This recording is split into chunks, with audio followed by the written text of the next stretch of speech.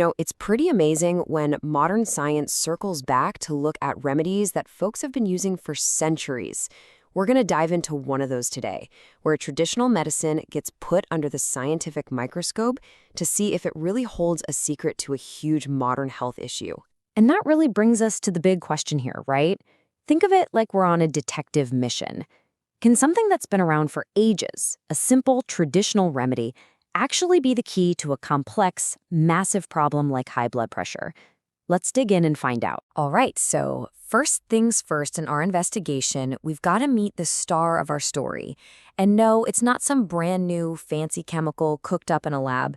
Nope, this comes from a plant with a seriously long history. And here it is. Arctigenin. It's this really powerful compound found inside the dried seeds of the burdock plant. Now, for hundreds of years, these seeds have been a go-to in traditional Chinese medicine for, all kinds of things. But scientists, being scientists, started to wonder, wait a minute, could there be more to it? Because the problem it might solve is absolutely massive. We're talking about essential hypertension, which you probably know as high blood pressure. It's a huge deal, a silent condition that affects over 1 billion people around the world. And it's a primary risk for some really serious cardiovascular events. So yeah, finding new ways to manage it is a top priority. So, how do you actually test an ancient seed's secret against a modern-day problem? Well, you have to design a really, really careful experiment. And in this case, researchers basically set up what you could call a rat race to see exactly what this Arctigenin could do. To make sure they got clear, solid answers, they set up this rigorous 4-way race. First, you've got your healthy control group of normal rats, just as a baseline. Then you have 3 groups of rats that are genetically wired for high blood pressure. They call them SHRs. One of those groups got nothing special, another got a standard known blood pressure drug, and the final group, well, they got our star player, Arctigenin, every single day for 8 weeks. Okay, so 8 weeks go by. They've been carefully watching these rats, giving them their daily doses, and now it's time to crunch the numbers. And almost right away, they found their first huge clue that something pretty remarkable was happening. And boom, here it is.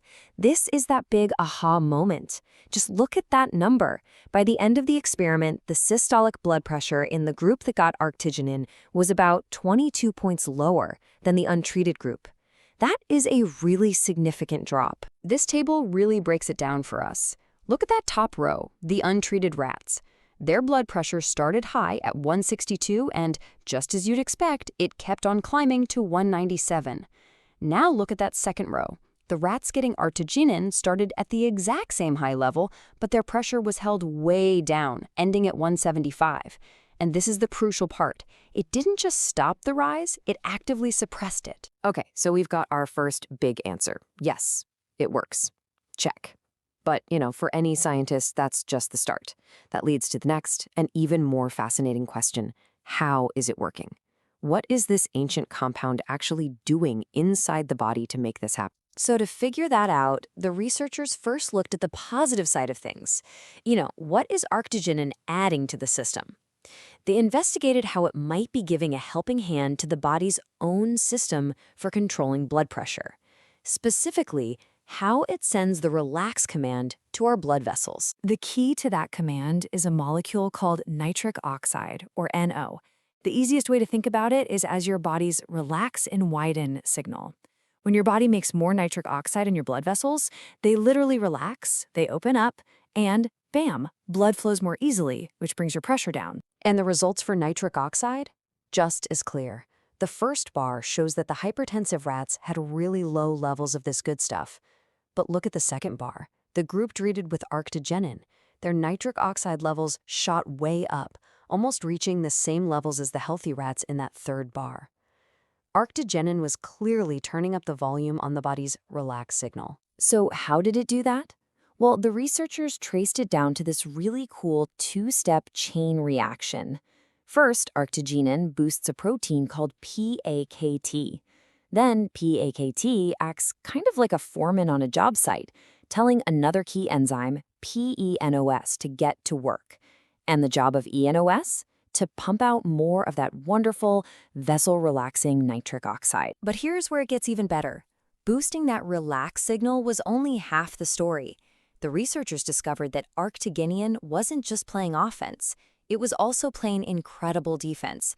It was actively shutting down a source of damage that helps cause high blood pressure in the first place. Now, to understand this, we need to meet the villain of our story, the superoxide anion.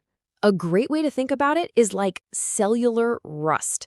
It's this nasty form of oxidative stress that physically damages the lining of your blood vessels. And what's even worse, it directly attacks and neutralizes our hero, nitric oxide, basically canceling out that helpful relax signal. And just like before, the data is striking. The hypertensive rats were just full of this cellular rust, as you can see in that first bar. But in the second bar, the rats treated with Arctigenin show a dramatic drop in these damaging molecules. They were so much cleaner, much closer to the healthy rats in the third bar. So how did it clean out all that rust? It went straight to the source. It targeted an enzyme called NADPH oxidase. You can just think of it as the rust factory. Specifically, Arctigenin blocks a really critical component of that factory, a subunit called P47-FOX. It's like it throws a wrench into a specific gear, and the whole assembly line for producing that damaging superoxide just grinds to a halt. So let's just step back and put this all together. This isn't about one single thing happening. What the researchers really uncovered here was this powerful dual-action mechanism, a true two-pronged attack on the causes of high blood pressure. And hey, don't just take my word for it. This conclusion comes straight from the source. The researchers said it perfectly in their paper, writing that their findings provide novel evidence that Arctigenin may lower arterial blood pressure through multi-targets. That word right there, multi-targets, that's the key. This is that multi-target strategy in a nutshell. It's beautiful. On one side, Arctigenin boosts the good stuff by cranking up the relax signal to promote vessel relaxation. At the same time, it reduces the bad stuff by getting rid of that cellular rust to prevent vessel damage. It's playing both offense and defense at the same time. Just brilliant. So, an ancient seed contains a compound that mounts this really sophisticated two-pronged attack on high blood pressure in rats. The science is incredibly compelling, but, and this is the big but, it leaves us with one final crucial question.